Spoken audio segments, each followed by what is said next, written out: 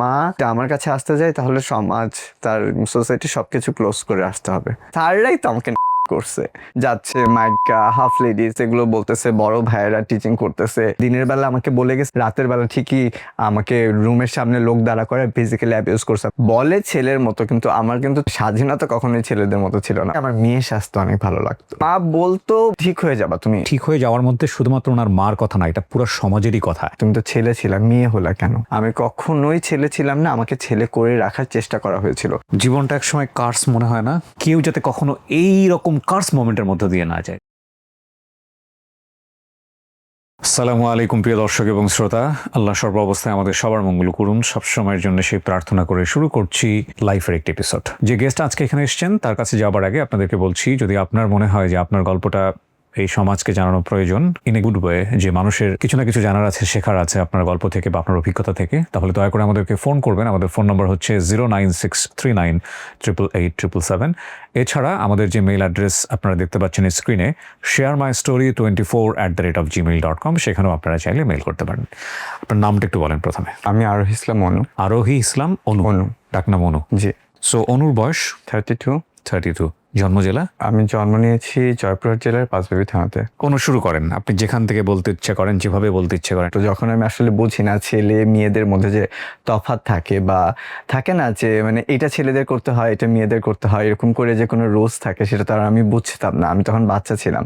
So সেই সময়ও আমার পছন্দগুলো আসলে নারী সুলভ ছিল। দেখা যেত আমি সেটার জন্য বকা খেতাম যে না তুমি এটা করো না। যেমন আমার শাড়ি পরতে ভালো লাগতো, আমার চুড়ি কিনতে ভালো লাগতো। কত বছর বয়স এটা? আমি স্কুলেও ভর্তি হইনি তখন, আমি মানে বাসায় টুকটাক করে মা শেখাচ্ছেন শরীর এরকম আর কি বয়সে, আমার যতটুকু মনে পড়ে। ফেরিয়ালার আসতো, সো দেখা যেত মেয়েরা বেশিরভাগ চুড়ি কিনতো, ফিতা কিনতো। সো আমার খুব ইন্টারেস্ট জাগতো। ইভেন আমাদের সময় একটা চুড়ি ছিল প্লাস্টিকের, যেটা এরকম রোল করে স্প্রিং এর মতো এটা পরা যেত। তো ওইটা আমার কেনার খুব শখ ছিল। মানে আমার আশেপাশে ফ্রেন্ডদের আমি মেয়ে ফ্রেন্ডদের সাথে মিশতাম, তো সবার ছিল, কিন্তু আমার একটা নিজস্ব ছিল না। আমি মাঝে মাঝে ওদেরটা নিয়ে হয়তো গোপনে পড়তাম। তারপর যেটা হতো সেটা হলো আমার এলাকার মেইন রাস্তা দিয়ে যেতে ভয় পেতাম, কারণ আমার এলাকার ছেলেরা বলতো হাফ লেডিস মাইকা। এখন আমি না এই মিনিংসটাই বুঝতাম না, মাইকা কি আর হাফ লেডিস কি। আমি জাস্ট লিটারেলি ইরিটেট ফিল করতাম, কারণ ওরা যেভাবে বলে হাসতো, মানে হয় না যে আমরা অনেক ল্যাঙ্গুয়েজ না বুঝলেও তাদের এক্সপ্রেশন দেখে কিন্তু বুঝে চাই যে জিনিসটা is not good for me. তখন আমার ওই জায়গাগুলো দিয়ে যাইতে খুব সায় লাগতো। আর আমি বাসায় মামাকে বললাম, মা বলতো কিছু না। আম্মুকে অনেকে বলতো যে ওকে একটু মেয়েদের সাথে কম মিশতে দিয়েন, ওকে একটু মানে ছেলে করার চেষ্টা করেন, এই ধরনের কথাবার্তা। তারপর যখন স্কুলে ভর্তি হলাম, প্রাইমারি স্কুলে সেম থিং। স্কুলে গেলে মানে যেটা হয় যে অন্যান্য বাচ্চাদের থেকে আমাকে বিহেভিয়ার দিয়ে অনেক বেশি জাজমেন্ট করা হয়। ছেলে মেয়েদের আলাদা বসতে হয়, দেখা যায় যে আমার ছেলেদের সাথে বসতে হয় আর ছেলেরা আমাকে খোঁচায়। প্রাইমারি স্কুলটা মোটামুটি করে আমি ক্রস করি। তারপরে হাই স্কুলে অ্যাডমিশনের সময় কিন্তু দুটো অপশন থাকে, একটা বয়েজ স্কুল, একটা গার্লস স্কুল আর কম্বাইন্ড স্কুল। সরকারি school boys school and girls স্কুলকে বেশি প্রায়োরিটাইজ করা হয়, যে ওখানে চান্স পেলে তারা মেধাবী স্টুডেন্ট। তো আমি বয়েজ স্কুলে চান্স পেয়ে যাই। তখন কেবল আসলে মানে উঠতি বয়স, নিজেদের যে আসলে জেন্ডার ক্রাইসিস, মানে আসলে নিজের বয়ঃসন্ধিকাল যেটাকে বলে তৈরি হয়। দেখা যাচ্ছে বাকি ছেলেরা গার্লস স্কুলের ছুটির জন্য ওয়েট করতেছে আফটার স্কুল, আমাকে উল্টো বয়েজ অ্যাট্রাক্ট করে। মানে ওদের যে খেলাধুলা, ওদের যে গল্প, ওদের যে টপিকস, ওদের যে অ্যাটিটিউড, সেই প্যাটার্নের আমি একদমই না।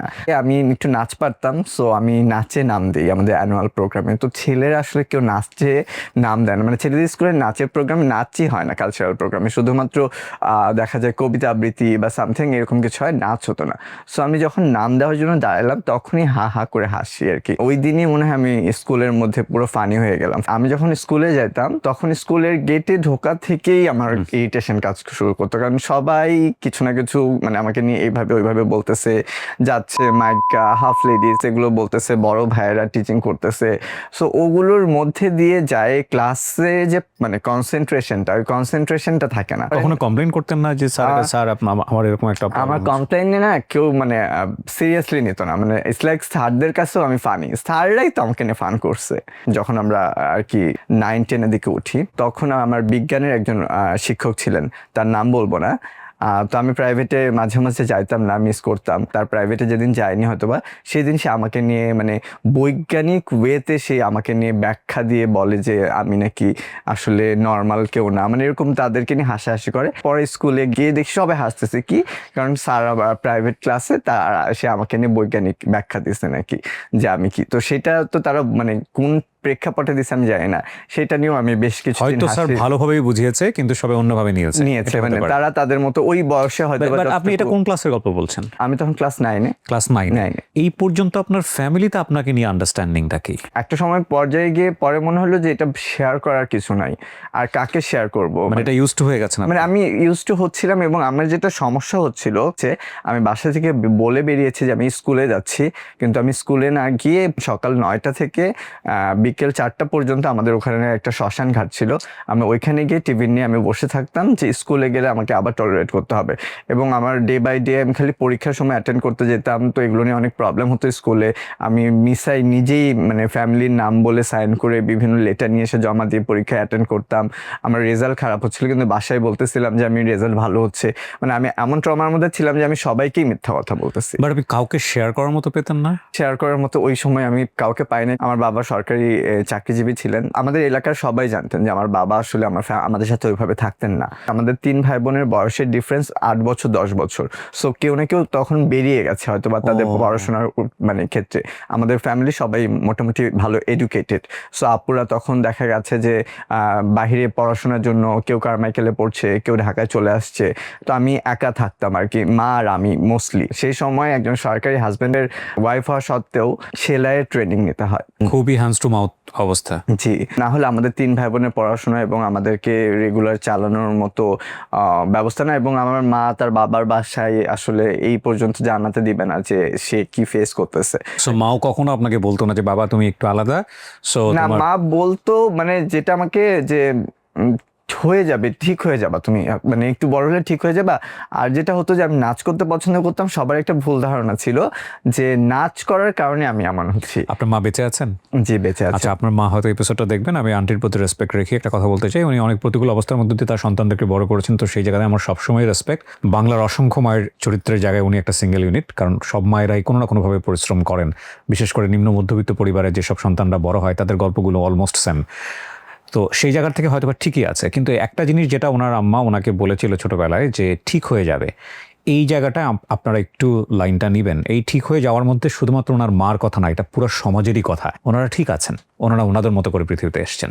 এইটার যে অ্যাকসেপ্টেন্সের জায়গাটা, এই অ্যাকসেপ্টেন্সের জায়গাটাই আমরা নর্মালাইজ করতে পারিনি আমাদের সোসাইটিতে। দ্যাটস আ বিগ প্রবলেম, যেটা নিয়ে আমরা আজকের এপিসোডে আমরা কথা বলতে চাই। ছোটবেলা থেকেই একটা জিনিস মাথায় ঢুকেছে, আমি ঠিক না, আমি ঠিক না, আমি ঠিক হয়ে যাব কোনো একটা সময়। এবং আমি ঠিক না বলেই লোকজন সামহাও আমাকে এগুলো বলে এবং আমাকে এগুলো সহ্য করতে হয়।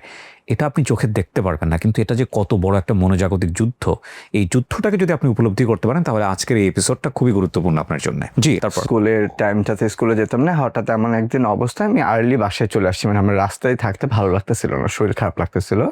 সো আমি বাসায় এসে দেখি আম্মু নেই। তো আমি পাশের বাসায় আন্টির কাছে জিজ্ঞেস করতে গেছি, আন্টি আম্মু আসছে? আন্টি বলে কি না, আম্মু তো তোমাকে স্কুল থেকে নিতে গেছিল, কোথায় জানি এটা কি কারণে। আর আমি তো ভয় পেয়ে গেছি যে আজকে তো আম্মু তাহলে স্কুলে যাবে, গেলে তো সব চেনে যাবে যে আমি স্কুলে যাই না, অ্যান্ড আমি স্কুলের নাম করে মানে অন্য কোথাও থাকি, আমার রেজাল্ট ভালো না, মার্কশিট অ্যান্ড এভরিথিং। সো তখন আমি প্রচণ্ড ভয় পেয়ে জাস্ট ব্যাগটা নিয়ে বেরোয় যাই।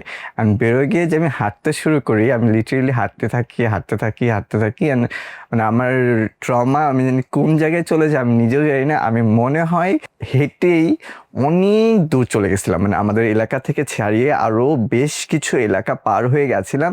তখন মনে হয় এশার আজান দিবে, আমাকে কিছু মানুষ আর কি আটকায় যে এতটুকু একটা বাচ্চা রাতে কোথায় যাচ্ছ, কারণ ওইটা একটা মানে অজপাড়া গাঁও যেরকম বলে আর কি। তো লিটারেলি যখন কান্নাকাটি করতেছি, তো তখন ওনারা জোর করে বলার পর আমি আমার আব্বুর নাম্বারটা বলতে বাধ্য হই আর কি। তখন এইদিকেও আমাকে বাসায় অনেক খোঁজাখুঁজি হচ্ছে, যেহেতু মা শুনে ফেলছে এরকম। পরে আমাকে ফোন দেওয়া হয়, তারপর ওখান থেকে তারা আমাকে নিয়ে আসে। নিয়ে আসার পরেও যেটা বোঝানো হলো, সবাই মনে করলো যে আমার মনে হয় পড়াশোনা ভালো লাগে না। কেউ এটা বুঝতে চাইলো না যে কেন, আমি তো ভালো স্টুডেন্ট ছিলাম, আমার অন্য কোনো প্রবলেমও হতে পারে, এটা না। তখন বললো কি যে ঠিক আছে তুমি অল্প করে পড়ো বা এইভাবে পড়ো, এইভাবে পড়লে সলিউশন হবে। তা আমার বাবা আমাকে নিয়ে খুব একটা মানে ইতস্ত বোধ কাজ করতো, আমাকে বাইরে নিয়ে যেতে বা আমার সাথে ইয়ে করতে। আব্বু মানে ইতস্ত ফিল করতো, অনেকেই বলতো যে নজরুলের বেটা তো হিজড়া হয়েছে রে, মাইগ্রা হয়েছে রে, এই ধরনের কথা শুনতে হতো। আমি বাসায় খুব সুন্দর হ্যান্ডক্রাফটের কাজ পারতাম। তখন রবি দূরপাঠ বলে একটা প্রোগ্রাম হতো, টেলিভিশনে দেখানো হতো। তো ওখানে চ্যানেলে অনেক কিছু শেখানো হতো, পুতুল বানানো, তারপর কুশন বানানো, এরকম আর্ট এরকম। তো আমাদের ওখানে আসলে এরকম টিচার ছিলেন না যারা এগুলো শেখাবে। তো আমি ঘরে বসে দেখে আমি আসলে বাইরে যেতাম না। ইভেন কি মাটি দিয়ে টেরাকোঠা বানানো এরকম সবকিছু, আপুদের জামার ডিজাইন করতাম, সেলাই করতাম আম্মুর সাথে বসে বসে। সো এই ধরনের কাজগুলো আমি অনেক বেশি পছন্দ করতাম, বিকজ ওটাই আমাকে হ্যাপি করতো, মানে আমার সময় কাটানোর একটা মাধ্যম ছিল। তারপর যখন আমি একটু নাচের জগতে গেলাম,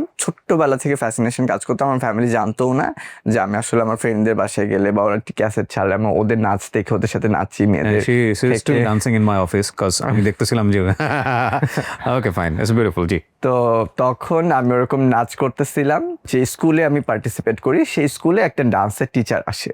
তো উনি আমাকে একটা প্রোগ্রামে দেখে যে আমি নাচ করি, কিন্তু আসলে মানে it's not a proper dance.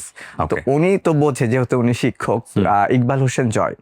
তো তখন বলে যে তুমি কি নাচ শিখবা, তুমি নাচ করতে চাও, তোমার নাচ ভালো লাগে? আমি বলছি হ্যাঁ ভালো লাগে, কিন্তু আমার পরিবার থেকে তো দিবে না। বলছি কি তো আমাদের মতো কাউকে কারোর পরিবার থেকেই দেয় না। সো আমার এই ওয়ার্ডটা খুব ভালো লাগলো। এই প্রথম মনে হলো সামওয়ান টেল মি যে আমাদের মতো, মানে আমাদের মতো বলে কেউ একটা ওয়ার্ড আমি শুনলাম আর কি। এবং সে আমাকে বললো যে টেনশন করো না, তোমার কোনো ধরনের গুরুদক্ষিণা দিতে হবে না, তুমি আসো শেখো, এটাতে আমার ভালো লাগবে। তখন আমি আম্মুকে বললাম মা আমার থেকে টাকা নিবে না। তো বলছে যে ঠিক আছে, মানে হাই স্কুল পর্যন্তই, স্কুলে পাশ করে কলেজে গেলে কিন্তু আর শেখা যাবে না। আমাদের তো 26শে মার্চ বা 16ই ডিসেম্বরে ডিসপ্লে হয়ে থাকে গ্রামে। তো আর গার্লস স্কুল ডিসপ্লেতে ফার্স্ট হতো। সো আমি যাওয়ার পর এটা অপোজিট হয়েছে, আমাদের বয়েজ স্কুল স্কাউটেও ফার্স্ট হয়েছে, ডিসপ্লেতেও ফার্স্ট হয়েছে। So because of me. তো এসএসসির পর তখন আমি ভালো রেজাল্ট করার কারণে আমাকে একটা ফোন দেওয়া হয় বাসা থেকে। এর আগেও ফোন ছিল, কিন্তু ক্যামেরা ভিডিও আলা বা ইন্টারনেট আলা ফোন না। সো তো তখন আমি ফেসবুক ওপেন করি 2010-এ। তখন আমি ইন্টারে ভর্তি হই আমাদের কলেজে, আমাদের ওখানে একটা সরকারি কলেজে সায়েন্সে। কিন্তু আমি দেখি আমি আসলে কেমিস্ট্রিতে অনেক উইক ছিলাম, অ্যান্ড আমার প্রেশার হয়ে যাচ্ছিল অনেক বেশি। তখন আমি আর ওখানে যে নাচ করা বন্ধ করে দিল, যেহেতু কলেজে উঠলাম। তো তখন আমি ভাবলাম যে আমার এই সিটিটাই লিভ করা দরকার। এই সিটিতে সবাই আমাকে চেনে, আমার মতো আমি আমার মতো করে কিছু করতে পারবো না। সো আমি যদি বাহিরে যাই তাহলে আসলে মেবি আমি কিছু করতে পারবো। ফ্যামিলি সবাই চাচ্ছিল যে পলিটেকনিক্যালে পড়ি, আমার ইচ্ছা ছিল না। আমার ইচ্ছা ছিল যে আমি ফ্যাশন ডিজাইনিং এ পড়বো। তো তখন ওখানে ফ্যাশন ডিজাইনিং মানে আমাদের এলাকায় একজনই পড়তো, অ্যান্ড তার থেকে শোনা যে ইটস ভেরি কস্টলি। তখন আমি ডিপ্লোমা ইঞ্জিনিয়ারিং এর জন্যই পরীক্ষা দিই, ফ্যামিলির কথা মতো 1 বছর মিস দিয়ে। অ্যান্ড আমি ময়মনসিংহ পলিটেকনিক ইনস্টিটিউটে সরকারিতে চান্স পেয়ে যাই। জি। চান্স পাওয়ার পরে যেটা হয় যে ওখানেও আমি কি ভাবি যে কেন আমি এখানে চান্স পেলাম, কারণ আমার বড় বোন এবং দুলা ভাই ওখানে থাকেন। তো ফ্যামিলির মধ্যে ঢুকতে হলো। তখন আমার নাম ছিল আশিক। পিতৃপ্রদত্ত নাম কি? মোহাম্মদ আরিফুল ইসলাম, আর ডাকনাম ছিল আশিক।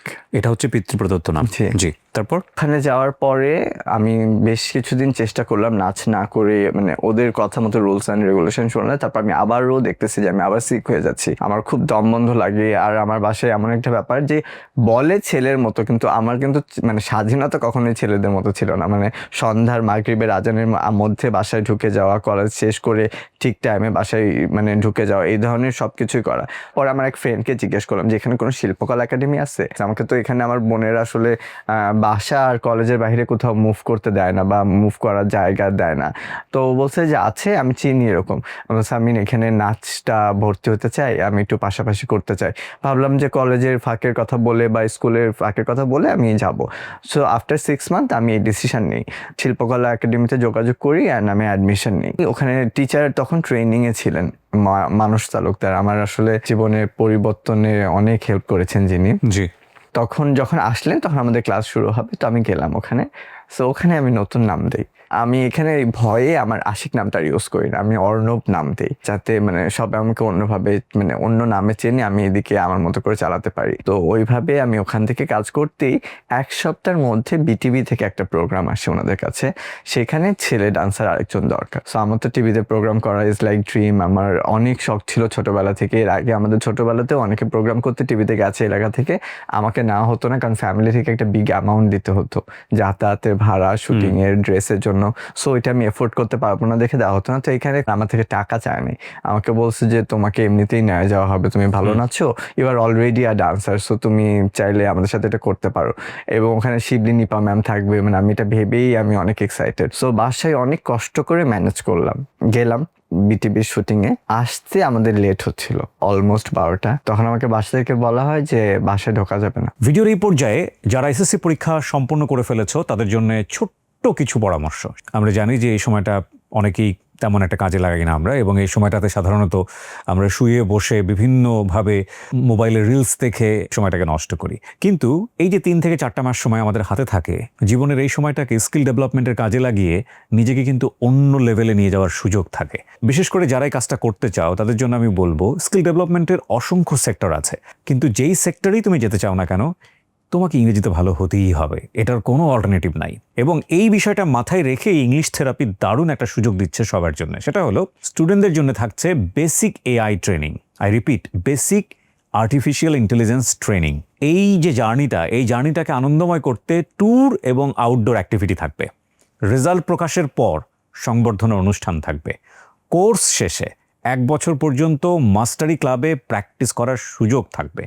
একসাথে বসে ইংলিশ মুভি দেখা, ইংলিশ ম্যারাথন সহ বিভিন্ন এক্সাইটিং অ্যাক্টিভিটিতে অংশগ্রহণের সুযোগ থাকছে। এবং কোনোভাবেই বলার সুযোগ নেই যে ইংলিশ থেরাপি শুধুমাত্র ইংরেজি শেখায়। আমরা এই ইংরেজি শেখার জার্নিটাকে বলছি আ লাইফ ট্রান্সফরমেশন জার্নি। যারা ভর্তি হতে চাও, আমার স্ক্রিনে বেশ কয়েকটি নাম্বার উঠেছে, সেখানে কল করতে পারো। Good luck. তখন আমাকে বাসা থেকে বলা হয় যে বাসায় ঢোকা যাবে না, সো দ্যাট আমি নেক্সট টাইম আর কখনো যাওয়ার না করি এত রাতে। বাট আমি যে বাসার বাইরে থাকবো সেটা নিয়ে তাহলে টেনশন ছিল না।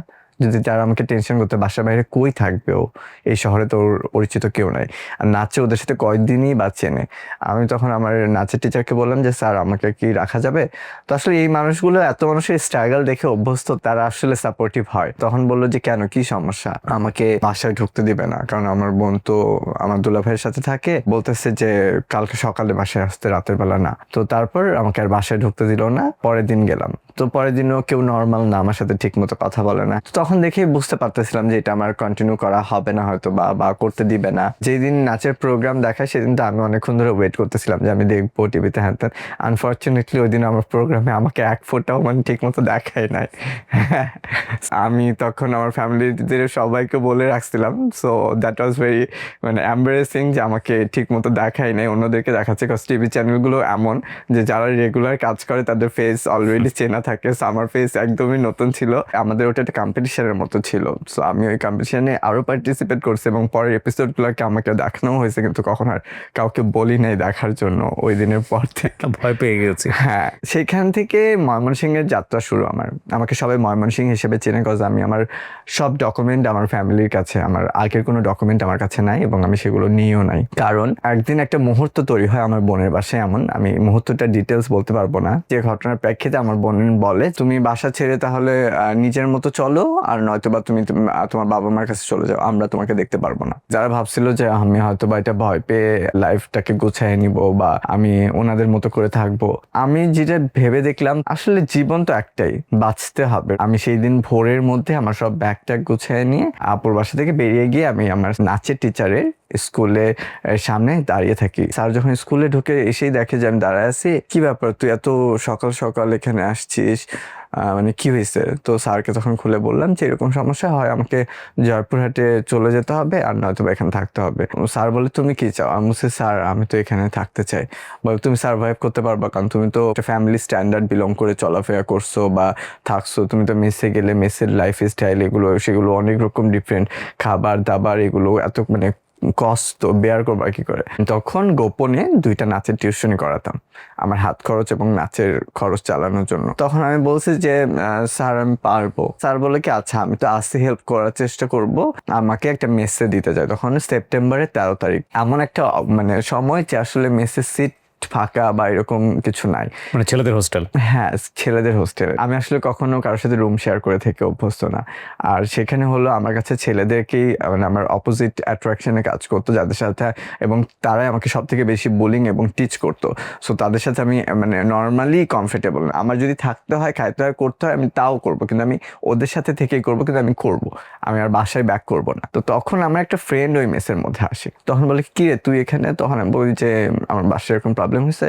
তো তখন ওরা বলে যে এখানে তো তুমি থাকতে পারবা না, তাহলে তার থেকে বেটার যে আমাদের মেসে আপাতত রুম শেয়ার করে আমাদের 3 জনের রুমে আরেকটা আমরা কোনো রকম অ্যাডজাস্টেবল করে দিচ্ছি ফ্লোরিং, ওখানে আমরা কেউ মিলে অ্যাডজাস্ট করে থাকবো, পরের মাসে আমাদের নিচের তলার একটা রুম ফাঁকা হবে, তুমি ওই রুমে ওই সিটটা নিও। তো তখন আমি আমার ফ্রেন্ডদের ওখানে যাই। আমি যখন ওদের সাথে থাকতে শুরু করলাম, ওরা আমাকে বুঝতে শুরু করলো যে আমি আসলে মানুষটা কেমন বা আমি কতটা ইমোশনাল।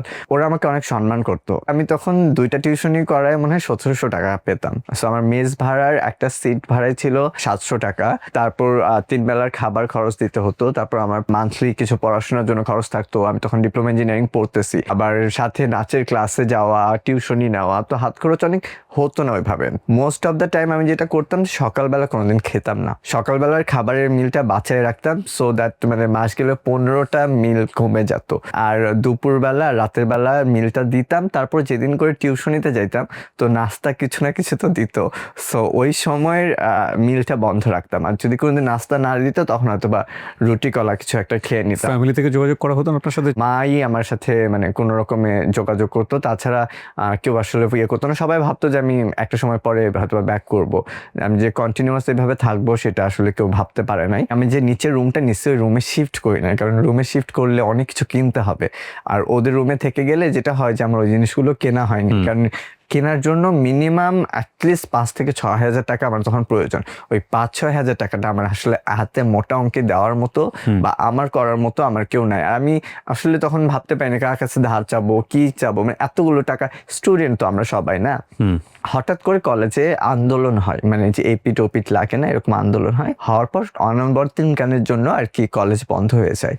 তো আমাদের ফ্রেন্ডদের বাসা খুবই কাছে, ময়মনসিং এর থেকে দেখা যায় শেরপুর বা গাজীপুর, মানে খুবই নিয়ারলি সবার বাসা, টাঙ্গাইল। একদিনে ছুটি পেলেও চলে যেত। কলেজ যখন বন্ধ হয়ে যায় তখন দেখা গেল আমার ওই রুমে চাবি নাই, কারণ ওই রুমটা তো আর আমার ছিল না, আমার বাকি ফ্রেন্ডদের ছিল। খুব বিপদে পড়ে যায়, আমি যেহেতু বাসায় যেতে পারবো না, তখন আমার যে নিচে রুম নেওয়া সেই রুমে আমার শিফট করতে হয়। সেই রুমে শুধু একটা চৌকি ছিল, সো আমি খুব কষ্ট করে একটা বিছানা চাদর, একটা বালিশ কিনি, আর একটা মগ আর একটা লাইট কিনি, যে লাইটটা বাথরুমে লাগাই রুমে আলো করে থাকতাম। রুমে তখন ফ্যানও ছিল না, আর এই বিল্ডিং এ কেউ থাকতো না, পুরো বিল্ডিংটাই ম্যাচ ছিল, মাত্র 4 তলা বা 3 তলায় বাড়িওয়ালা থাকতেন, তাছাড়া কেউ থাকতেন না। ভুতুরে পরিবেশ মানে অ্যাকচুয়ালি, আর মানে সবকিছু ওপেন, মানে কোনো দিকে কোনো প্রোটেক্টেবল কিছু নাই, দরজা জানালা সবকিছু অগোছালো হয়, নোংরা হ্যাঁ মানে হয়। ওখানেও আমি একা একা রাতের পর রাত থাকছি, তখন বুয়া আসতো না, মানে খাইছি কি খাই নাই আসলে এটাও আমি কখনো ফ্যামিলিতে জানতে দেয়নি। এখন ভাবলে আমার মনে হয় যে আমি কিভাবে থাকছি ওই দিনগুলো, আমার এরকম লাগে। সো আবার যখন স্বাভাবিক হলো, সবাই আসলো গেল, এরকম সবাই তো ভালো না, আবার সবাই মন্দ না। আমার কিছু ফ্রেন্ড আছে এমন যারা আসলে তাদের সিগারেটের টাকা, মানে আমি তো আসলে ওরকম কিছু নেশা করতাম না, সো আমার ওদের সিগারেটের টাকা দিয়েও আমাকে বলছে যে কাজটা কর, মানে বুঝতে পারছে যে আমার এটা খুব নিডেড, আমার ওই সময় টাকা নাই, সো ওরা ওইটাও করছে। এরকম বন্ধু ছিল, এবং এমনও ছিল যারা আমাকে বিভিন্ন রকম ভাবে ফিজিক্যালি অ্যাবিউজ করা, যখন আমি রুম শেয়ার করে থাকতাম, বা আমাকে ব্ল্যাকমেল করা, অনেক রকম বাজে সিচুয়েশনের মধ্যে দিয়ে যেতে হয়েছে, মানে শ্বাসরুদ্ধকর পরিবেশ ছিল। এবং লিটারেলি আমার মনে আছে যে একবার এমন একটা ঘটনা ঘটে যেটা মানে অ্যাবিউজিং ভাবে, যে ওটার পর আমি বেশ ট্রমাটাইজ হয়ে যাই, এবং আমি তখন আমার বাকি ফ্রেন্ডদেরকে বলি যে আমরা কি আলাদা করে বাসায় শিফট করতে পারি। ও তখন বললো যে বাসা তো আমাদেরকে ভাড়া দিবে না। একটা জিনিস একটু চিন্তা করে দেখবেন কিনা, মানে ওর জন্য তো ফিমেল হোস্টেলেও তো ঢুকতেও পারবে না, কারণ ফিমেল হোস্টেলে ওকে নিবেই না, ডেফিনেটলি কোনো অথরিটি নাই। এখন মেল হোস্টেলেই ওকে যেতে হচ্ছে, এবং মেল হোস্টেল ওর জায়গা থেকে বায়োলজিক্যালি অ্যাকসেপ্টেড না, ও পারতেছে না নিতে, তাহলে ও কোথায় যাবে? মানুষের জন্মের পরে বেসিক কিছু নিড সে রাষ্ট্রের কাছ থেকে নেয়, সমাজের কাছ থেকে নেয়, দ্যাট ইজ ভেরি নর্মালাইজ, আমাদের মতো মানুষের জন্য খুবই নর্মালাইজ। একটা থাকার জায়গা থাকবে, খাদ্যের সংস্থান থাকবে, মাথার উপরে ছাদ থাকবে, স্বাস্থ্য সুরক্ষা নিশ্চয়তা থাকবে, কিন্তু ওর বেসিক জায়গাগুলোই কিন্তু একেবারে টলমলে। তো তার কাছ থেকে আপনি সোসাইটি কি এক্সপেক্ট করেন, রাষ্ট্র হিসেবে কি এক্সপেক্ট করেন? এবং এটা শুধুমাত্র একজন অনুর গল্প না, আমাদের সমাজে তৃতীয় লিঙ্গের অনেক মানুষের গল্প একই রকম। আপনি বললেন যে কোথাও মেস ভাড়া করে বা কোথাও রুম ভাড়া করে থাকতে পারি না। যেহেতু ময়মনসিংহ আমার একটু ভালো পরিচিত হচ্ছিল অ্যাজ এ ডান্সার, আমি আমার এক আন্টিকে বলার পরে ওই আন্টি একটা বাসার ব্যবস্থা করে দেয় যেখানে গিয়ে আমরা থাকতে পারি।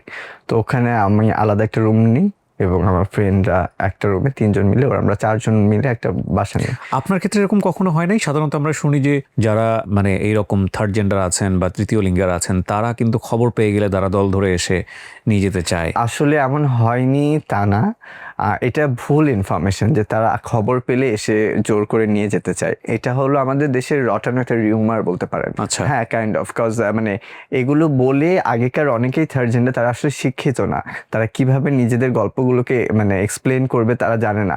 সো তারা একটা মানে রিউমার এবং মিসকনসেপশন মানুষকে দিয়ে ফেলে যে আসলে তারা বায়োলজিক্যাল জন্ম নেয়, জন্মের পরেই বোঝা যায় থার্ড জেন্ডার। জন্মের পরে কিন্তু কোনো কাউকে রিকগনাইজ করা যায় না যে সে থার্ড জেন্ডার হবে বা নাকি থার্ড জেন্ডার হবে না। যেমন আমাদের যে কারো হাত না থাকতে পারে জন্মগতভাবে, পা না থাকতে পারে, চক্ষু না থাকতে পারে, তেমন অনেকের কিন্তু লিঙ্গেও প্রবলেম হতে পারে, কিন্তু তার মানে যে সে থার্ড জেন্ডার তা না। থার্ড জেন্ডার বলে তো কোথাও কিছু নাই আসলে এই দেশে, আর বাহিরের দেশে বলতে ইন্ডিয়া ছাড়া আমরা হিজড়া শব্দটা কোথাও শুনি না। তাহলে বাকি দেশে তারা মানে জায়গা কোথায়? এই 2 দেশে জন্ম নিচ্ছে হিজড়া, এটা তো একটা কমিউনিটি যারা নিজেরা ক্রিয়েট করছে নিজেদের বাঁচার অধিকার তৈরি করার জন্য, নিজেদের মতো করে একটা কমিউনিটি তৈরি করছে, দেখে তারা বাঁচতে পারতেছে। তারা আসলে ওই জায়গা থেকে ভেঙে বলতে পারে না, কারণ সমাজ বলতে দেয় না আমাদেরকে। অ্যাকচুয়াল কথাটা বললে তো তাহলে অনেকের ভেতরেই যে নারী সত্তাটা আছে, তখন সেও তো নিজেকে ওটা দাবি করে ফেলতে পারে বা সেও আগায় আসতে পারে। মানে জীবনে সবার সাথে ফাইট করা অনেক ইজি, কিন্তু পরিবারের সাথে ফাইট করাটা সব থেকে ডিফিকাল্ট। জীবনের প্রথম সংগ্রামটা মনে হয় আমাদের শুরু হয় পরিবার থেকেই। পরিবারই তো একসেপ্ট করতে পারে না, যারা জন্ম দিয়েছেন। মানে আই এম সো সরি, আমার মা এত কেয়ারিং করে, মানে তারপরে কথাটা বলতে যে আমার মা তো আমাকে মানতে পারে না, এবং আমার বাবা, আমার ভাই বোন তারাই মানতে পারে না যে আমি আসলে অন্য লিঙ্গের বা আমি অন্য রকম। এটার পেছনে আপনার মা বাবা দায়ী না, এটার পেছনে সমাজ দায়ী। বিকজ আপনার মা বাবা বা 8-10টা মা বাবা যদি এই জিনিসটাকে আমাদের সমাজে খুব নর্মাল হতো যে যেভাবেই পৃথিবীতে আসুক না কেন তার সুন্দরভাবে বাঁচার অধিকার আছে, এন্ড ইটস ভেরি নর্মালাইজ। সব মানুষ একরকম হবে না। হ্যাঁ, so it is very normal ফিনোমেনা। যে আমরা যদি ওইভাবে জিনিসটাকে সোসাইটিতে অ্যাকসেপ্ট করতাম, তাহলে বাবা মারা সন্তান নিয়ে এত টেনশন করতেন না। ওই টেনশন থেকে হয়তো বা করেন। ওই যে হয় না যে আমাদের আসলে গল্পগুলো হাইড করে যায়, এমন অনেকেই আছে আমার দেখা যে সুইসাইড করছে, ওই গল্পটা ওখানেই ক্লোজ হয়ে গেছে। কিন্তু ও যে কেন সুইসাইড করছে, আসলে সবার তো নেওয়ার ক্ষমতাটা এক থাকে না, যে এতবার ফিজিক্যাল অ্যাবিউজ হওয়ার পর, এতবার মেন্টাল অ্যাবিউজ হওয়ার পরও যে আমি আজকে এখানে বসে আসছি। আমার মনে হয় যে এখন আমি অনেক বেশি মানে মেন্টালি আনস্টেবল হয়ে গেছি, মানে এত বেশি নিতে মানে অ্যাবজর্ব করতে করতে। তখনও ময়মনসিংহে কিন্তু মানে স্ট্রাগল ছাড়ি নাই। আমি ময়মনসিংহে নাচ করতেছিলাম এবং পাশাপাশি পড়াশোনাও করতেছিলাম। জি, বাসাটা পেলেন? বাসা চেঞ্জ করলাম। আমার যে জিনিসটা, যে তখনও কিন্তু আমার ফ্যামিলি থেকে মানে আমার বোন, তিনি কখনো এই 3 বছরে দেখতে আসেনি যে আমি কোন মেসে বা কাদের সাথে থাকতেছি। মানে রাগেরও তো একটা লিমিটেশন থাকে। আমি সবসময় না, বাবার সাথে কথা হতো না, আমি বাসায়ও যেতাম না। তো ঈদ টিদেও আমি আমার মতো করে একাই থাকতাম আর কি। আমার কাছে না কেমন জানি হয়ে গেছিল জীবনটা, ফ্যামিলি বা ঈদ এগুলো আমার কাছে কোনো ম্যাটার করতো না। কলেজের লাস্ট সেমিস্টারে যখন আমাদের ইন্টার নিয়ে আসে ডিপ্লোমা ইঞ্জিনিয়ারিং এ, সে সময় আমি ঢাকা থেকে একটা স্কলারশিপ পাই কলকাতাতে নাচের উপর। স্কলারশিপটা নিব কি নিব না বুঝতেছিলাম না, কারণ তখন আমার ইন্টার্নি চলে। আমার ইন্টার্নি হাফ ইয়ারের মধ্যে আমার আবার ওখানে জয়েন করে ফেলতেই হবে, কোনোভাবে অপশন নেই। তো আমি প্রথমে না করেছিলাম, পরে আবার ভাবলাম যে নাচের মধ্যে এত বড় একটা সুযোগ আমি আসলে পরবর্তী বছর নাও পেতে পারি, আর যদি না পাই তাহলে তো নাচ নিয়ে আমি কোনো কাজ করতে পারবো না। নাচের জন্য তো কাজ করতে গেলে নাচের উপর ডিগ্রি লাগবে, আর সেই ডিগ্রি নেওয়ার মতো আমার ক্যাপাবিলিটি নাই স্কলারশিপ ছাড়া। সো স্কলারশিপটা তখন আমি নিলাম এবং আমি এখানে ইন্টারনিটা রেখে গেলাম। আমার প্রজেক্ট রেডি করা থাকবে, আমি শুধু এসে ভাইবা পরীক্ষাটা দিব। সো আমি একদম পুরো রিস্ক নিয়ে চলে গেলাম ইন্ডিয়াতে, যে নাচের উপর আমি পড়াশোনা করে একটা ডিপ্লোমা কোর্স করে এসে নাচ নিয়ে কাজ করবো ঢাকাতে। ওখানে গিয়ে আমি দেখলাম হোয়াট ইজ লাইফ লাইক, মানে কলকাতায় গিয়েছে হোয়াট ইজ আর্ট। ওখানে আমি কখনো নিজেকে অ্যাবনর্মালাইজ ফিল করি নাই। ওখানে গিয়ে আমার নিজের প্রতি নিজের সেলফ কনফিডেন্স তৈরি হওয়া, নিজের আইডেন্টিটি সম্পর্কে অনেক বেশি কনসাস হওয়া, যে আসলে আমার মতো এরকম মানুষ অনেক আছে এবং তারা খুব স্বাভাবিক, তারা পরিবারের সাথে বাঁচতে পারে, তারা নিজেদের মতো করে বাঁচতে পারে, তাদেরকে তৃতীয় লিঙ্গেরই পরিচয় দিতে হবে এমন কোনো প্রেক্ষাপট নাই, তা যেভাবে ইচ্ছা তাদের মতো করে সুন্দর জীবনযাপন করতে পারে। সো ওইখানে গিয়ে যে পরিবেশটা দেখে আসলাম সেটা আমাকে অনেক বেশি নাচের থেকেও মানসিকভাবে অনেক আমাকে হেল্প করলো। কিন্তু আমি যেখানে ট্রেন্ড নিতাম সেখানেও আবার খুব কনজারভেটিভ ছিল, তারা আবার ফ্যামিলিন ডান্সার পছন্দ করে না, male dancer has to be like male আর female dancer has to be like female. So আমি তখন মাঝামাঝি, সো ওখানে আমাকে শেখাইতো এবং আমি আমার ব্যাচে ফার্স্ট হয়েছে, কিন্তু কখনো আমাকে কাজে নেওয়া হয়নি। আমি যখন বাংলাদেশে ব্যাক করি তারপরে জার্মান গেটে ইনস্টিটিউট ইয়াং কোরিওগ্রাফার প্ল্যাটফর্ম বলে ডান্সারদের জন্য একটা প্ল্যাটফর্ম মেক করে, যেখানে আপনি অ্যাপ্লাই করে আপনার থিমের উপর কাজ করতে পারবেন। সো তখন আমি হিউম্যান মানুষ নামে একটা থিমের উপর কাজ করার আমি প্রপোজাল দিই তাদেরকে। সেটা ছিল আমার লাইফের স্ট্রাগলটা, যে কিভাবে আমি আসলে সোসাইটির বুলিং থেকে শুরু করে নিজেকে এতদূর পর্যন্ত আনি। তখন আমাকে অনেকে বুলিং করে যে এই থিমে করতেছো, তোমাকে তো এরা মেরে ফেলবে, তোমাকে তো ওরা মেরে ফেলবে, হ্যান করবে ত্যান করবে, এরকম ধরনের অনেক কথা ওঠে। But German Goethe institute really liked it. So তারা আমার এটা পছন্দ করে এবং জার্মান থেকে একজন কোরিওগ্রাফার আসেন, আমি তাদের আন্ডারে কাজ করি এবং আমার যখন প্রেজেন্টেশন হয় কাজটা এত বেশি ভালো হয়। প্রথম আলো থেকে শুরু করে ডেইলি স্টার, যাদেরকে আমি কাউকে চিনতাম না, তারা সিঙ্গেল আমার মানে রিভিউ করে। And then I become a dance choreographer. এবং করোনার আগে আগে তো মুজিব বর্ষ আসে, তখন আসলে অনেক সিনিয়র কোরিওগ্রাফারদেরকে নিয়ে বাংলাদেশ ভাবছিল, কিন্তু ঠিক সে সময় 2-3 জন ইয়াং কোরিওগ্রাফারদেরকে ডাকা হয়, তার মধ্যে I was one of them. এবং মুজিব বর্ষের যে প্রথম ফাইনাল একটা থিম ছিল সেটার জন্য আমার মানে কাজটা তারা খুব পছন্দ করেন। সেই প্রেক্ষাপটে আমি ওখান থেকে কাজ করা শুরু হয়, অ্যাজ এ কোরিওগ্রাফার আমার জার্নি শুরু হয়ে যায়। তারপরেই করোনাকালীন কারণে সব বন্ধ হয়ে যায়, তখন আমরা বাসায় বসে থাকি। সো এর আগে থেকে আমার মেয়ে স্বাস্থ্য অনেক ভালো লাগতো, কিন্তু আমি কখনো তখন পর্যন্ত আপনি মেলই থাকেন? আমি মানে বাহিরে আচ্ছা। আমি ঘরোয়া ভাবে অনেক বেশি স্বাস্থ্য পছন্দ করতাম। এবং আমার মানে যখন আমি আলাদা থাকতাম, যখন আমার মেসে কেউ থাকতো না, আমি নিজে নিজে স্বাস্থ্য পছন্দ করতাম। এবং নাচ করার একটা অন্যতম কারণ ছিল যে আমি ওখানে গেলে মেকআপ করতে পারি, আমি ওখানে গেলে সেজে নাচ করতে পারি, প্ল্যাটফর্মে নিজের মতো করে এক্সপ্রেশন দিতে পারি, আর সেটার জন্য আমাকে বাহবা দেওয়া হয়। এই কারণেই নাচটা আমার অনেক বেশি ভালো লাগতো বা আমি এটার প্রতি মনোযোগী ছিলাম। সো করোনাকালীন সময় আমি যেটা করলাম, আবার একটা নতুন নাম ক্রিয়েট করলাম, আরোহী সেন। ওকে। আমি কিছু উইগ কিনেছিলাম, কিছু ড্রেস কিনেছিলাম, সেগুলো দিয়ে আমি টিকটকে, বা তখন মিউজিক্যালি ছিল অ্যাকচুয়ালি, তো মিউজিক্যালি আমি বানাতাম আর কি অ্যাজ এ ফিমেল। তো আমি আমার ফ্রেন্ডদেরকে দেখাতাম বা ইনবক্সে পাঠাইতাম, তো ওরা বলতে ভালো, ওটাই আমার ভালো লাগতো।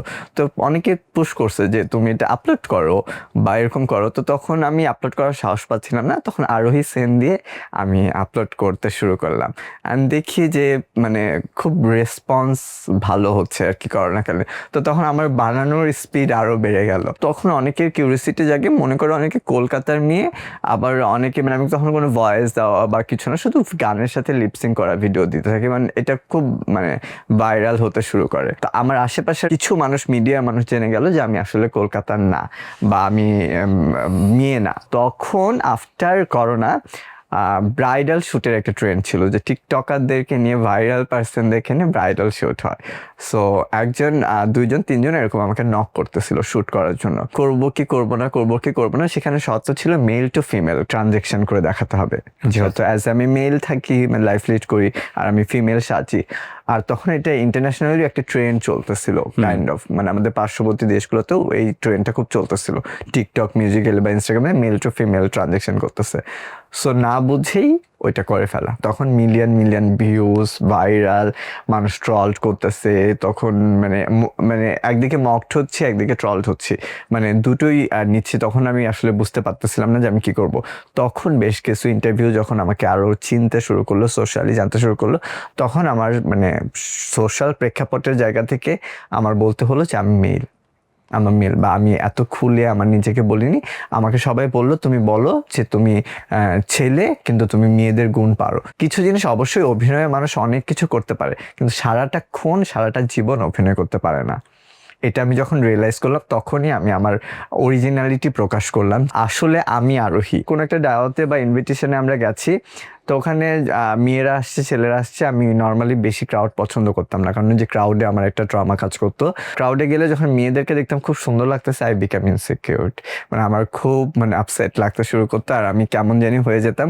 আমি নিজেকে নিয়ে কখনো কমফোর্টেবল ফিল করতাম না, মানে আমার খুব আনইজি লাগতো, মানে আমি যে কাপড় চোপড় পরতাম আমার খুব শাই লাগতো। যখন আমি শ্যুটে যাই মেকআপ নিয়ে অ্যান্ড আই বিকাম আরোহী অ্যান্ড আমি শ্যুট করি, তখন আমি অনেক কনফিডেন্ট ফিল করি অ্যান্ড আমার নিজের মধ্যে একটা আলাদা গ্রেস ফিল করি। বিকজ আমি যেখানে গেছি, যখনই গেছি, যেভাবে গেছি, হয় মেন্টালি অ্যাবিউজ হয়েছি নয়তো বা ফিজিক্যালি অ্যাবিউজ হয়েছি, দিনের পর দিন, মানে মাসের পর মাস। আমি এত ড্রামার মধ্যে ছিলাম যে আমি আসলে ভাবতাম যে আমার মার কখনো কিছু হয়ে গেলে হয়তো আমি চেঞ্জ হবো। মার কখনো কিছু না, মা হয়তো মারা গেলে মানে আমি কতটা ট্রমার মধ্যে থাকলে মানুষ এরকম ভাবতে পারে নিজের মাকে নিয়ে। যখন আমি এটা বলছি যে I am changing my self, হ্যাঁ আমি এখন আমি যেটা আমি সেটা, তখন আমার ফ্যামিলি আমাকে বলেছিল যে তুমি বিয়ে করো না, তুমি কোনো কিছু করো। আমি তো এটা আগেই বলেছিলাম যে আমি বিয়ে করতে পারবো না, কারণ আমি যেমন আমি একটা তেমন মানুষের সাথে কিভাবে থাকবো। তখন বলছিল এটা করো না, সেই প্রেক্ষাপটে আমার তোমাদের সাথে কোনো রকম সম্পর্ক রাখতে পারবো না। মানে আপনার এই নিউ চেঞ্জেস এর ব্যাপারে তাদের আপত্তি ছিল, দরকার হলে সম্পর্কই রাখবে না, সম্পর্কই রাখবে না। তখন আমি আসলে বলি যে সেটা কখনো সম্পর্কই ছিল না যদি আমি বলি, কারণ এক সময় ছিল যখন আমি শুধু নাচ করতাম, সেটা তোমাদের কাছে প্রবলেম ছিল যে নাচ করার কারণে আমি মেল হয়ে যাচ্ছি, এবং সেই প্রবলেমের কারণে আমি অনেক বছর একা থাকছি, আমার টাকায় আমি পড়াশোনা করছি, আজকে এই পর্যন্ত আসছি, স্টেবল হয়েছি। এখন প্রবলেম হলো আমি ছেলে থেকে কেন মেয়ে সাজতেছি, সেটার কারণে তোমরা লজ্জা পাচ্ছ। আমার ফ্যামিলি হয়তো আজকে প্রথম জানবে যে আমি যে ফিজিক্যালি এতভাবে মানে অ্যাবিউজড হয়েছি, এটা তো পরিবারকে বলার কথা না। কিভাবে যাই বলবো যে আমি আমার মাকে, যে মা কেউ আমাকে বাজেভাবে আমার শরীরে হাত দিছে, মানে এটা কি আমরা আমাদের পরিবারকে বলতে পারি না। আমি স্বার্থপরতা হয়তোবা করতেছি আমার পরিবারের সাথে, কিন্তু একটা পর্যায়ে আমার মনে হয়েছিল যে আমাদের পরিবার এবং সমাজও অনেক স্বার্থপর। সেখানে যদি নিজের স্বার্থটা না বুঝি, তাহলে আমার স্বার্থ বোঝার মতো অন্য কেউ নাই যে এসে বলবে যে আসলে তুমি তোমার জীবনটা দেখো, তোমার কথাটা ভাবো। এখানে অনেকগুলো ব্যাপার আছে আরোহী, মানে আমাদের সামাজিক কনটেক্সটের জায়গাটা থেকে বিষয়টা কিন্তু অনেক কমপ্লেক্স। আপনি নিজেও হয়তো যেহেতু সোশ্যাল মিডিয়াতে আছেন আপনি জানেন বিষয়গুলো। একটা যেটা হচ্ছে যে এটা যদি হোমোজেনাসিটি বলি বা যেটাই বলি না কেন, এই যে আপনার যে অবস্থাটা জন্মগতভাবেই আপনি প্রকৃতি প্রদত্ত, অনেকের ব্যাপারে কিন্তু এটা ফেক, মানে লাইক বিশেষ সুযোগ নেয়ার জন্যে সে আপনাদের আইডেন্টিটি ব্যবহার করে অনেক সময়, যেটা পুরো একটা কমিউনিটিকে নিয়েই অনেক সময় একটা কমিউনিটির নর্মাল লিভিংকে অনেক সময় কোশ্চেন করে ফেলে, যেটা আমাদের সমাজে কিন্তু অহরহ হচ্ছে। Like third gender issue is very acceptable, like okay fine, এটা তো আদি সৃষ্টি আদি থেকে ছিল, এখনও আছে, ভবিষ্যতেও থাকবে। কিন্তু এই কমিউনিটিটাকে কেন্দ্র করে অনেক বিশেষ গোষ্ঠী আছে যারা বিশেষ সুবিধা নেওয়ার চেষ্টা করে, দেখা যায় তাদের কারণে আপনারাও সাফার হন। এরকম কি কখনো হয়েছে? এরকম আমি দেখেছি যে আসলেই তাই। সো অ্যাকচুয়ালি এই কমিউনিটি পিপলের জন্য সামহাও আপনারাও সাফার হন। অবশ্যই লোকজন আপনাদের দিকেও প্রশ্ন করে যে ওকে ফাইন, আমরা আসলে যাদের সাথে কথা বলছি, মানে মানুষ আসলে কনফিউজ হয়ে যায় অনেক জায়গা থেকে। হ্যাঁ, মানে কারণ আমাদের তো আসলে এইটা নিয়ে এডুকেশনাল কোনো মানে জায়গায় নাই। আর আমার কথাটা যে সবাই বলে যে আগে প্রকাশ করেনি, আগে যদি প্রকাশ করতাম ভাইয়া, তাহলে আজকে আমি আমার জায়গায় বাঁচতে পারতাম না। মানে আমি যে ডিগনিটি নিয়ে এই সোসাইটিতে আছি বা নিজেকে তৈরি করার যে স্কোপটা পেয়েছি এডুকেশনাল ব্যাকগ্রাউন্ডের জন্য এবং এই যে আস্তে আস্তে আসার জন্য, এটা যেমন আমার জন্য অনেক স্ট্রাগলের ছিল, কিন্তু এটা অনেক আমার জন্য স্ট্রং একটা পার্ট ছিল। এখন কি অবস্থা ফ্যামিলির সাথে আপনার? ওই অবস্থা ঠিক ওরকমই আছে? আমি চ্যালেঞ্জের পর থেকে একেবারেই মানে যোগাযোগ নাই, এবং মানে আমি তাদের সাথে দেখাও করতে পারি না, যোগাযোগ করতে পারি না। মাঝে মাঝে সব থেকে বেশি যেটা হয় যে আমি আমার আম্মুকে অনেক বেশি মিস করি। এর আগে যে ইমোশনগুলোকে কন্ট্রোল করে করে সামনে আগেছি, মনে হতো যে নিজেই অনেক কিছু পারবো, কিন্তু এখন এসে মনে হয় যে না, পরিবার অনেক বড় একটা জিনিস। আমার মা অনেক স্ট্রাগল করছে। আমার মার হয়তো আমি সব থেকে বড় একটা আশা ছিলাম, যেহেতু আমি অন্য রকম সন্তান, এই জন্য আমার অ্যাকসেপ্টেন্সটা তাদের কাছে নাই। যেমন আমি মাকে অনেকবার বলছিলাম যে আমি একটা বড় বাসা নিয়ে থাকি এখানে, আমি এখন বিজনেস করি। আম্মু যখন আসতো তখন আমি ছোট বাসা নিয়ে থাকতাম, একটা দুটো রুমের। তার আগে সাবলেটে থাকতাম, তখন আম্মু আসতো। তো আম্মু বলছিল তুই আলাদা বাসা নিলে আমার জন্য থাকতে ইজি হয়, কারণ অন্য কোনো ছেলেরা থাকতেছে তাদের সাথে আমার আম্মু পর্দাশীল, কমফোর্টেবল ফিল করে না। তো তখন আমি আস্তে আস্তে একটা ছোট বাসা নিই, আলাদা বাসা নিই, ছোট বাসাতে, তখন আম্মু একটু কমফোর্টেবল ফিল করতো। আম্মু মাঝে মাঝে এসে আমার কাছে থাকতো, ছোট আপু আমার ঢাকাতে থাকতো। আব্বা মারা যাওয়ার পর আমার আম্মু যেখানে থাকতেন, আব্বু যেখানে বাসা করে গেছিলেন, সেটা আমাদের মানে নিজস্ব এলাকা না, নানা দাদার বাসা না। আব্বুর ওখানে জব চলাকালীন ক্ষেত্রে ওখানে থাকা, ওখানে আমাদের অভ্যাস হয়ে যাওয়া। আমাদের ওখানে কোনো আত্মীয় স্বজন নেই বলে আম্মুকে নিয়ে চলে আসে, ওখানকার সয় সম্পত্তি সব ক্লোজ করে দিয়ে আসার পর মাকে এখানে মানে আমাদের দেশের বাড়ি নানা দাদার বাসার এখানে বাড়ি করে দেওয়ার কথা ছিল, কিন্তু সেটা আর হয়ে ওঠে না। তখন আম্মু আমার বড় আপু বা ছোট আপু এদের বাসায় থাকতেন। আব্বু সরকারি চাকরিজীবী ছিলেন বলে আম্মু এখনো তার আত্মমর্যাদা ধরে রাখতে পারছে যে সে কারো থেকে টাকা নিতে হয় না, তার বাবার যে আমাদের পেনশনে টাকা দেয়। মাঝে মধ্যে আমাদের কথা হয় হয়তো, বা যেদিন আমি খুব বেশি এমন হয় যে ভাইয়া রাত 12টা 1টা 2টা 3টার দিকে আমার মানে প্যানিক অ্যাটাক হয়েছে, আমার দম বন্ধ লাগে অ্যান্ড এত সাফোকেটেড লাগে, তখন মাকে ফোন করে ফেলি, ফোন করে বলি যে দেখো না কোনোভাবে আসা যায় কিনা, মানে কোনোভাবে তুমি পারো কিনা। তো তখন ওইদিকে আম্মু কান্না করে অনেক, এবং তার দম বন্ধ হয়ে আসে যে একটা সন্তান জন্ম দেওয়া যে কতটা ডিফিকাল্ট সেটা হয়তো একটা মাই জানে। সো কিন্তু আমার মা কাজ যদি আমার কাছে আসতে যায় তাহলে সমাজ, তার সোসাইটি সব কিছু ক্লোজ করে আসতে হবে, সেই সাহসটা তার এই বয়সে নেই। এবং আমারও এই সাহসটা নাই যে আমি ওখানে যাব আসলে, কারণ আমি চিনিও না, এবং আমি জানি যে গেলে ওটা মানে অনেকবার অনেকভাবে ভাবছি কিন্তু হয়ে ওঠে না আসলে যে যাব এবং সেই জায়গাটা দেখব। আমাদের মতো মানুষরা হয়তো অনেক শক্তভাবে অনেক সুন্দরভাবে আমরা ডিসিশন নিয়ে আমরা এখানে আছি, কিন্তু জীবনের একাকিত্বতা যে কত বড় একটা কঠিন জিনিস সেটা এখনকার এই স্টেজে এসে রিয়েলাইজ করতে পারতেছি। পুরোটা জীবন একাই থাকতে হবে। হ্যাঁ, তবে চেষ্টা করতেছি not to be like that, in a different way. যে মানে আমার যে বিজনেস কোম্পানি, কিসের বিজনেস আপনার? আমার জুয়েলারি অনলাইন একটা শপ আছে জেবার বাই আরোহী নামে, যেটা আলহামদুলিল্লাহ আস্তে আস্তে ছোট থেকে বড় হয়ে উঠতেছে কেবল। আমার বাসার সাথে একটা ছোট রুম অ্যাড করা হয়েছে যেখানে অফলাইনও করব আমরা, স্টুডিওর মতো, যে কাস্টমার্স ক্যান কাম। সো ওখানে আমার ইচ্ছা আছে যারা আমার মতো মানুষ আস্তে আস্তে তাদের কর্মসংস্থান বাড়ানো। আপাতত আমার আন্ডারে বেশ কিছু মানুষ কাজ করছেন, এমপ্লয়িজ, বাট আমার কমিউনিটির কেউ না, কারণ আমার কমিউনিটির কাউকে আসলে কাজ করানোর জন্য তাদেরকে আসলে আমাকে তৈরি করতে হবে কিছুটা এডুকেটেডলি, কিছুটা বিহেভলি, যেটা আসলে তারা পায়নি, তাদের দোষ না। তো আমি হুট করে যখন আমাকে আমার এলাকার মানুষ যেভাবে একসেপ্ট করছে, আমার বাড়িওয়ালা যেভাবে একসেপ্ট করছে, because of my behaviour and চলাফেরাতে কখনো তারা আসলে রং কিছু খুঁজে পায়নি। ওই যে বললাম যে কাছ থেকে একটা মানুষকে দেখলে হয়তোবা যারা আমাকে অপছন্দ করে তারাও হয়তোবা পছন্দ করতো বা বুঝতো বা জানতো, তা না হলে তো আমি আসলে টিকে থাকতে পারতাম না। আমি আমার পোস্টে দেখি যে দেখা গেছে 1000 যেখানে রিয়াক্ট, সেখানে হয়তো বা 25টা হাহা, 9টা অ্যাংরি রিয়াক্ট, আর বাকি সবই তো like, love and care. So 1000-এর মধ্যে আমি যদি এখন 30 জন বা 40 জনকে এত ইম্পর্টেন্স দিয়ে মানে ইয়ে করি, তাহলে এটা আমার ভুল। সাদগুরুর একটা খুব চমৎকার কথা আছে, যদিও তো লাইফ ফিলোসফি পুরোটুকুই যে আমি নিব বিষয়টা এরকম না, বাট তার কিছু কিছু কথা তো অফকোর্স আমি অনেক পছন্দ করি। সাদগুরুকে নিশ্চয়ই আপনারা চেনেন, খুব চমৎকার। সেদিন তার একটা বই পড়ছিলাম, সেখানে খুব চমৎকার একটা কথা বলেছে, সেটা হচ্ছে এই যে অন্যকে দেখে আপনার মধ্যে এক ধরনের kind of frustration, ego, anxiety বা ক্ষোভ, রাগ, দুঃখ, স্বররিপু যেটাকে আমরা বলি, সেই যে ব্যাপারগুলো আপনার মধ্যে কাজ করে অন্যের কোনো একটা ইস্যু নিয়ে, তো এটা যাকে নিয়ে হচ্ছে তার কোনো ক্ষতি হচ্ছে না, এটা অ্যাকচুয়ালি আপনার ব্রেনকেই টক্সিক একটা জায়গাতে নিয়ে যাচ্ছে এবং এটা আপনার ক্ষতি হচ্ছে। তো ডিসিশন ইজ ইয়োর্স যে আপনি ক্ষতিটা নিজে করবেন কিনা। ওনার কোনো একটা পোস্টে গিয়ে বা ওনার কোনো একটা সোশ্যাল হ্যান্ডেলে গিয়ে কেউ হাহা রিয়েক্ট দিচ্ছে, কারো হয়তো অনেক বেশি অ্যাংজাইটি হচ্ছে, কারো হয়তো অনেক বেশি কষ্ট লাগছে, প্রবলেমটা তার। আর একই সাথে ওই যে রিয়াক্টটা দিচ্ছে, সেই রিয়াক্টটাকে উনি যদি খুব সিরিয়াসলি নিয়ে নেয় নেগেটিভলি, তাহলে এই প্রবলেমটাও তার। অর্থাৎ যাকে আমি খুব সিরিয়াসলি নিচ্ছি না নেগেটিভ ওয়েতে, তার কোনো ক্ষতি হচ্ছে না, ক্ষতি হচ্ছে আমার নিজের। এখন সিদ্ধান্ত আপনার যে ক্ষতিটা আপনি নিজের করবেন কিনা। এটাকে খুব সহজ করে উনি 1 লাইন 2 লাইনে বলেছে, তো আমি আসলে একটু ইন ডিটেলই বললাম।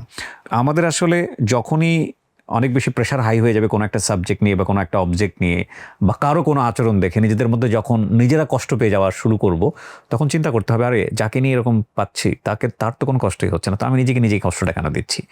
So try to be calm always, ব্রেনটাকে ঠান্ডা রাখা এবং নিজের ভেতরের যে অর্গানগুলো আছে সেগুলোকে লাভ করা উচিত। আমি আরোহী একেবারে শেষের দিকে চলে এসেছি আপনার গল্পের। আমি একটা প্রশ্ন দিয়ে শেষ করতে চাই, কেন বললেন আপনি আজকের এই গল্পটা? অনেকেরই জানা উচিত হোয়াট ইজ তৃতীয় লিঙ্গ। আমাকে সবাই কোয়েশ্চেন করে যে তুমি তো ছেলে ছিলা, মেয়ে হলা কেন। ভিডিওর এই পর্যায়ে যারা এসএসসি পরীক্ষা সম্পূর্ণ করে ফেলেছো তাদের জন্য ছোট্ট কিছু পরামর্শ। আমরা জানি যে এই সময়টা অনেকেই তেমন একটা কাজে লাগাই না আমরা, এবং এই সময়টাতে সাধারণত আমরা শুয়ে বসে বিভিন্নভাবে মোবাইলের রিলস দেখে সময়টাকে নষ্ট করি। কিন্তু এই যে 3 থেকে 4টা মাস সময় আমাদের হাতে থাকে, জীবনের এই সময়টাকে স্কিল ডেভেলপমেন্টের কাজে লাগিয়ে নিজেকে কিন্তু অন্য লেভেলে নিয়ে যাওয়ার সুযোগ থাকে।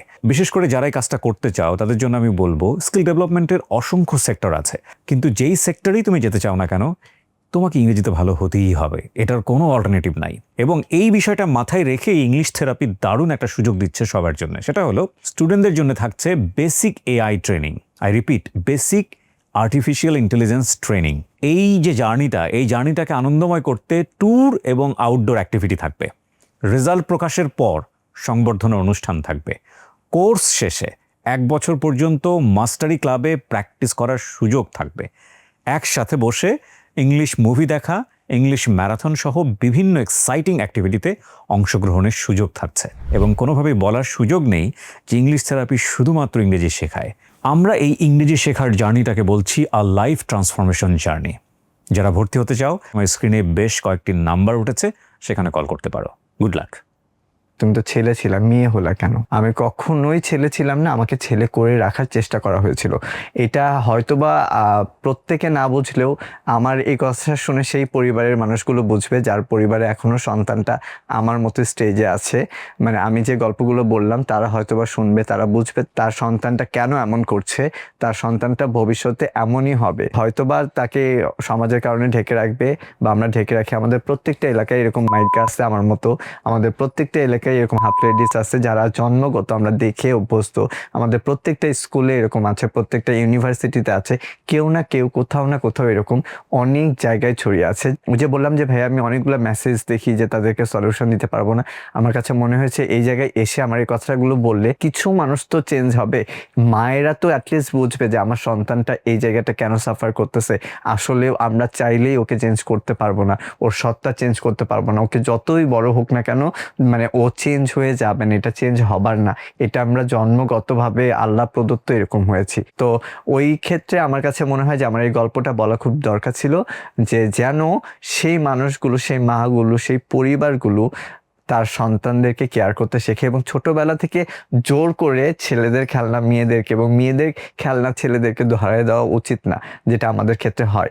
আর এটা শুধুমাত্র আমি আমার এরকম না, অনেক মেয়েদের ক্ষেত্রেও কিন্তু সেম অপোজিট ব্যাপারটা হয়, যে তারা আসলে ফিজিক্যালি মেয়ে হলেও তারা মানসিকভাবে ছেলে। আমি আমার সময় থাকা নেতাদেরকে দেখছি খুবই স্ট্রেট এসে, মানে তখন তো আমি মানে অ্যাজ এ ফিমেল নিজেকে প্রমিনেন্ট করি না, কিন্তু আমি সফট, একটু দেখতে বাঁকা নরম, দিনের বেলা আমাকে বলে গেছে হাফ লেডিস মাইকা, রাতের বেলা ঠিকই আমাকে রুমের সামনে লোক দাঁড়া করে ফিজিক্যালি অ্যাবিউজ করছে। I am sorry to say, but এটা আমার সাথে হয়েছে ময়মনসিংহ থাকাকালীন। জীবনটা একসময় কার্স মনে হয় না?